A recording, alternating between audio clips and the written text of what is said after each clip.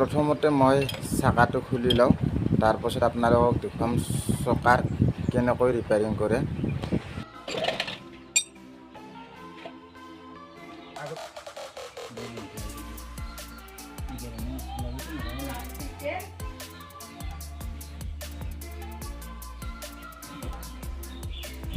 মই চকাটো খুলি ছাইডত থৈ দিলোঁ।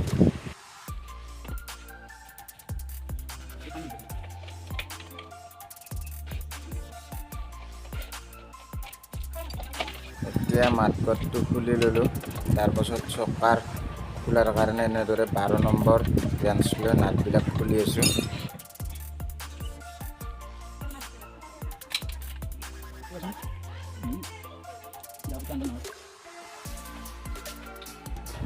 মই হাতেদি খুলি থকা নাটটো 24 নম্বৰ ৰেঞ্চেদি খুলিব।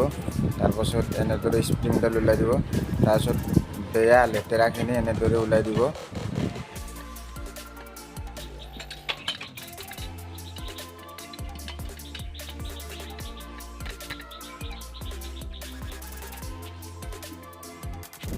ছয় নম্বৰ এলেংগি লৈ এনেদৰে নাটটো খুলি ল'ব।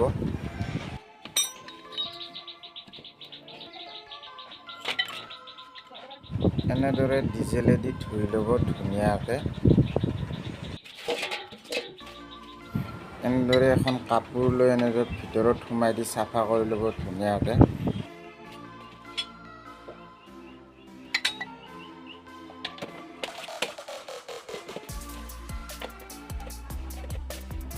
তাৰপাছত অইলটো ওলাই নাযাৰ কাৰণে ইয়াত যিটো চকাৰত তেল ভৰা হয়, তেলটো ওলাই নাযাৰ কাৰণে এটা অইল চিল লগাই দিব।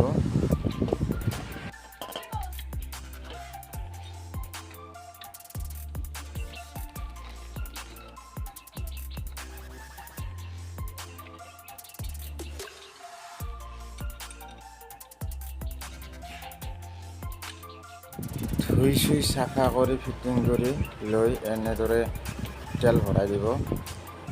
এটা ফুলকৈ ভৰাব আৰু এটা হাফ দিব, 1.5টা ভৰাই দিব।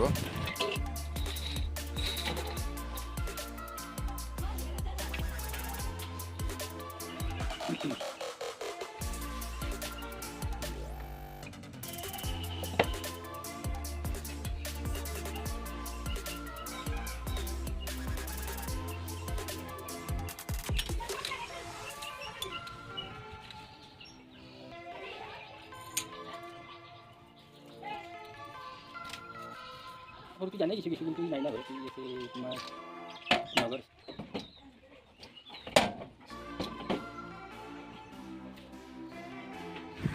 চকত যাবা জৰা ফিটিং কৰোঁতে অলপ চাই কেনে ফিটিং কৰিব, নহ'লে আঘাতে বা লেফ্ট চাইডে টানা হ'ব গাড়ীখন।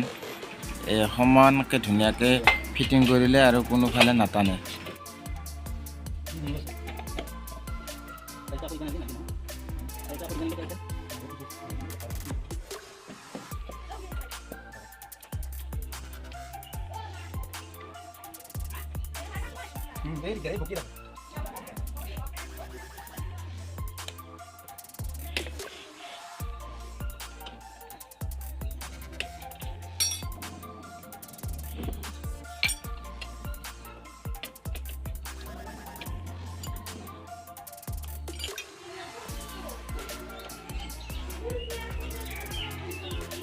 হেণ্ডেল টিটোৰ লগত চকেট যাবাৰ জৰা দুই চাইডে সমানে আছে না, এনেদৰে চাব নাট দুটাত সমানে থাকিব লাগিব।